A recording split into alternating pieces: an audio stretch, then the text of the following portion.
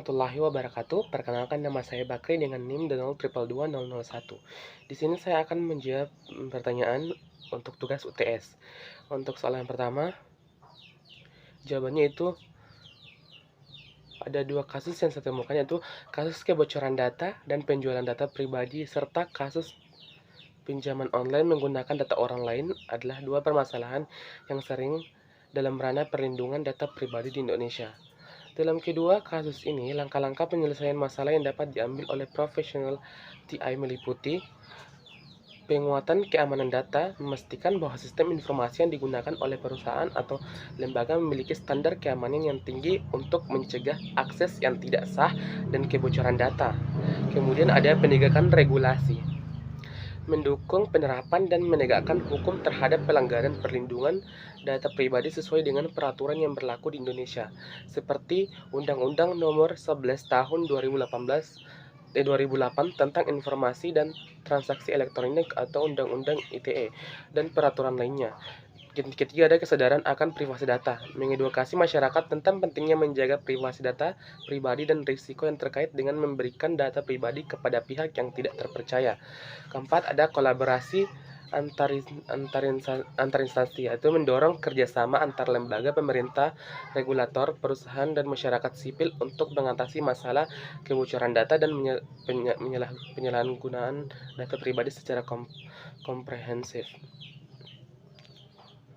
Kemudian ada prinsip-prinsip etika profesional yang dapat diterapkan dalam kasus ini meliputi, yaitu satu, prinsip kepercayaan, yaitu menjunjung tinggi kepercayaan publik dengan memastikan bahwa data pribadi disimpan dan dikelola dengan aman serta tidak disalahgunakan untuk kepentingan pihak lain.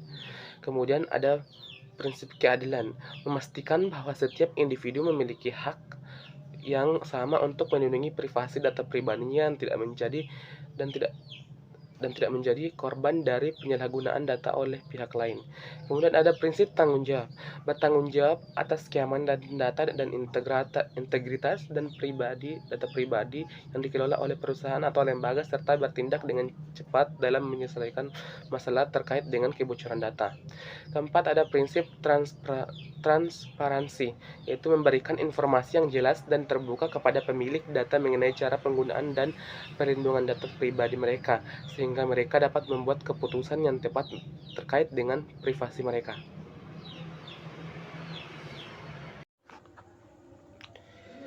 Untuk jawaban nomor 2, saya mengambil sebuah kasus, yaitu seorang auditor tetaplah manusia biasa yang seringkali dihadapkan antara pilihan baik atau buruk.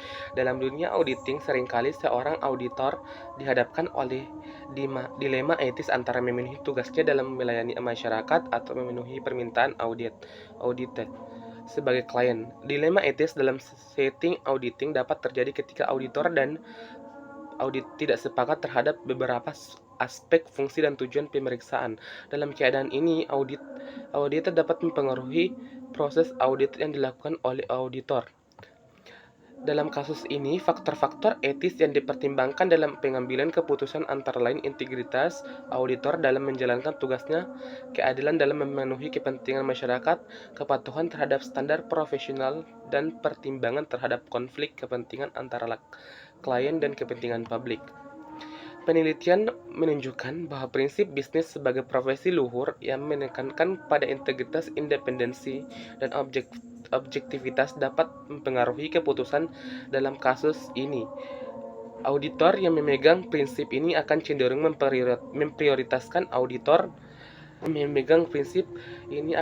memprioritaskan kepentingan masyarakat dan integritas profesional mereka daripada kepentingan klien.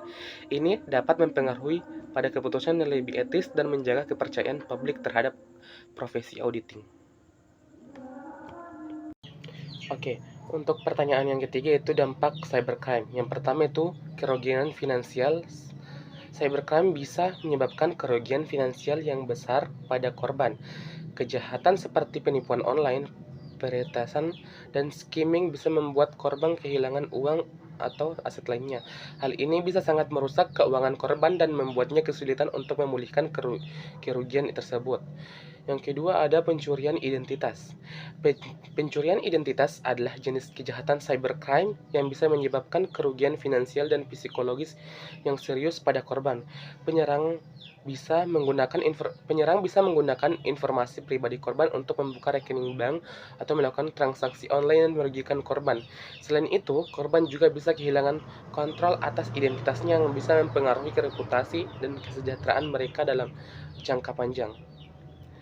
Yang ketiga, ada kerusakan reputasi. Cybercrime bisa menyebabkan kerusakan reputasi pada perusahaan atau individu. Serangan cyberbullying atau penyebaran informasi palsu bisa mempengaruhi persepsi publik terhadap korban dan membuatnya kehilangan kepercayaan dan reputasi yang sudah dibangun selama bertahun-tahun. Profesi TI dapat berperan penting dalam penanganan cybercrime melalui beberapa cara. Yang pertama yaitu pengembangan teknologi keamanan atau profesional TI dapat mengembangkan teknologi keamanan seperti firewall, antivirus, dan deteksi intrusi untuk mencegah serangan cyber dan melindungi data sensitif. Kemudian, nomor 2 itu penyuluhan dan pendidikan. Profesional TI dapat memberikan penyuluhan dan pelatihan kepada masyarakat tentang praktik keamanan cyber yang baik, termasuk cara mengenali dengan serangan cyber dan melindungi informasi pribadi mereka. Kemudian yang ketiga ada investigasi dan penindakan. Profesional TI dapat bekerja sama dengan lembaga penegak hukum untuk menyelidiki dan menindak pelaku cybercrime. Mereka dapat memberikan analisis forensik digital yang membantu dalam mengumpulkan bukti dan mengidentifikasi pelaku kejahatan cyber.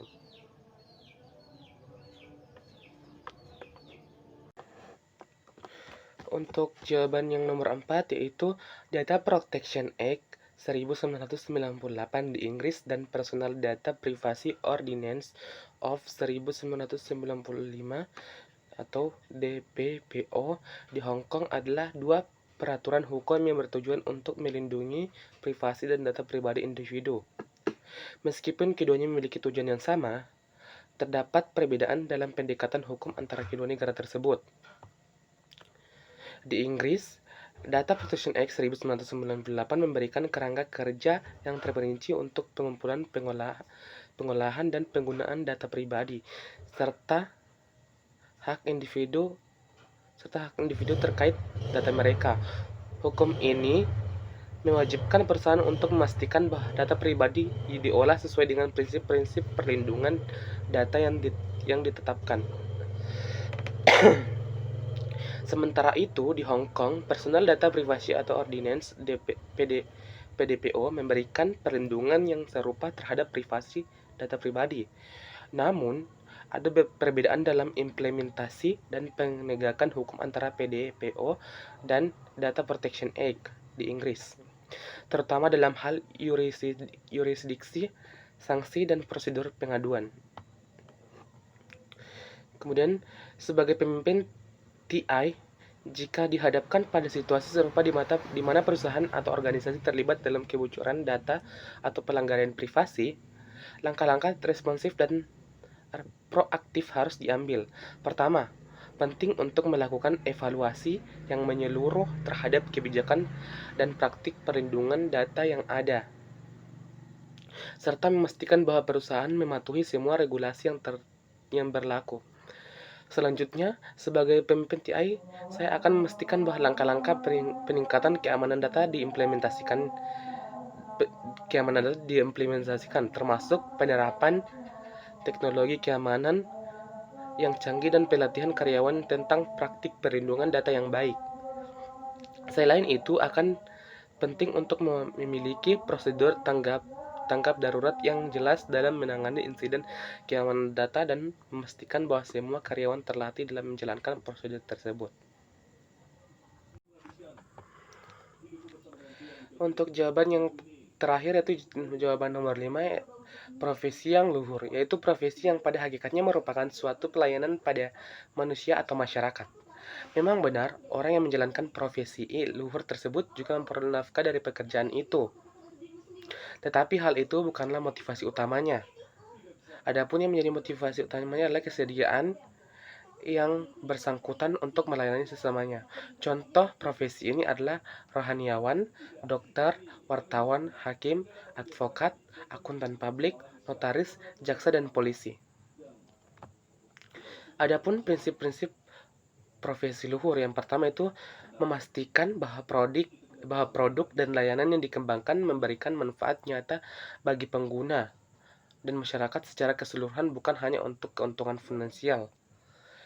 Yang kedua itu berkomitmen untuk bertindak secara etis dalam setiap aspek bisnis termasuk pengelolaan data, keamanan informasi, dan praktik pemasaran menjadi agen praktik pemasaran. Ketiga ada menjadi agen perubahan positif dalam komunitas dan lingkungan sekitarnya dengan berinvestasi dalam program-program keberlanjutan dan memberikan dukungan kepada organisasi nirlaba yang bergerak dalam bidang sosial dan lingkungan. Yang terakhir itu melakukan kemitraan dengan berbagai pihak, termasuk pemerintahan, akademik, dan organisasi masyarakat sipil, untuk mempromosikan praktik bisnis yang bertanggung jawab dan berkelanjutan dalam industri TI. Oke, itulah tadi presentasi dari saya. Jika ada kesalahan, mohon dimaafkan. Assalamualaikum warahmatullahi wabarakatuh.